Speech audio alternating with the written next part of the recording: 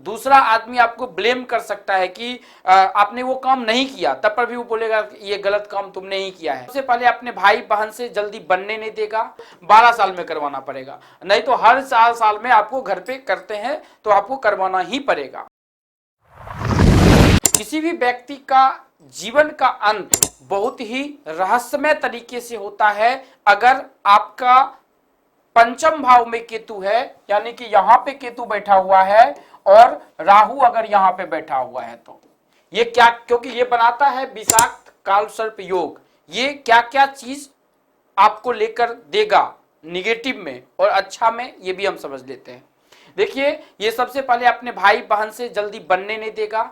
ये ऐसे जातक में अगर चंद्रमा अच्छी स्थिति में नहीं होगा तो बार बार आत्महत्या करने का कोशिश करेगा। ऐसा जातक मन करेगा कि हम जहर खा लेते हैं या नदी में डूब जाते हैं। ये सब की प्रॉब्लम्स यही देता है किसी भी जातक में। दूसरा चीज है कि लाइफ जो है बहुत ही संघर्ष तरीके से बीतेगा। जैसे कि संघर्ष इसमें सबसे बड़ा इंपॉर्टेंट चीज होता है कि ये संघर्ष देता है और ये लाइफ टाइम देता है।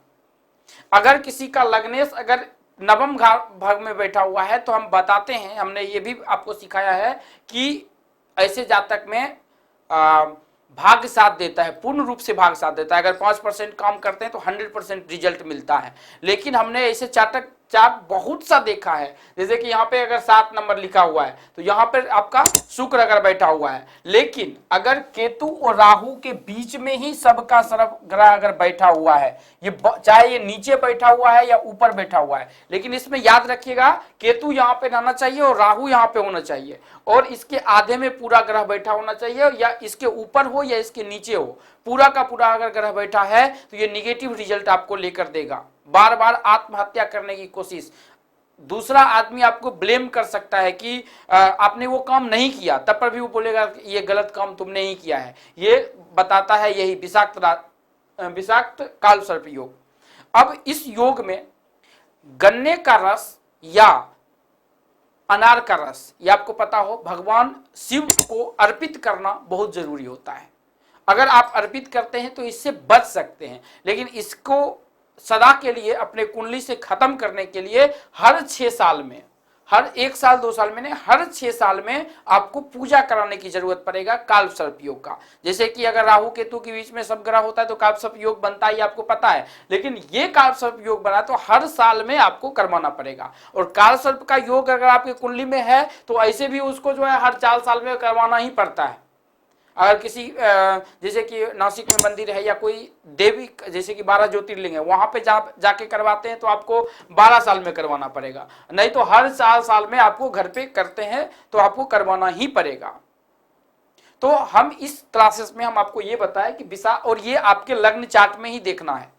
और यहाँ पे ज्यादातर आप ध्यान देते हैं, हम लोग क्या करते हैं, जब काल सर्प की कहीं भी कुंडली आपको दिखे तो कुछ नहीं करना, लग्न चार्ट को छोड़ दीजिए, भूल जाइए, उसके चंद्र कुंडली को निकालिए और चंद्र कुंडली को उसको एक्टिव कर दीजिए। एक्टिव करने के उसके प्रोसेस होते हैं, उस प्रोसेस को उसको करवा दीजिए। जैसे चंद्र कुंडली का चंद्रमा ओम श्राम श्रीम सोम स चंद्रमा से नमः, इसका 108 बार मंत्र पढ़ना पड़ेगा करीबन 41 दिन, और उसके पानी छत पे रख के इसकी प्रोसेस है जो कि हम आपको बता चुके हैं। आप नीचे वीडियो में भी होगा, या अदरवाइज आप अगर इसको सीखना चाहते हैं तो नीचे लिंक है, आप उसको डाउनलोड करके सीख भी सकते हैं। तो अगर ये वीडियो अभी अच्छा लग रहा है तो आप अभी तक अगर लाइक नहीं किया तो लाइक कर लीजिए, दोस्तों को भी आप शेयर करना चाहते हैं तो कर सकते हैं, कोई दिक्कत नहीं है। आप देखिए, अगर आपके पास में कोई क्लाइंट आ रहा है तो आप उसको देखिए कि ये योग उसमें बन रहा है या नहीं बन रहा है। हम मिलते हैं आपसे एक नई वीडियो में।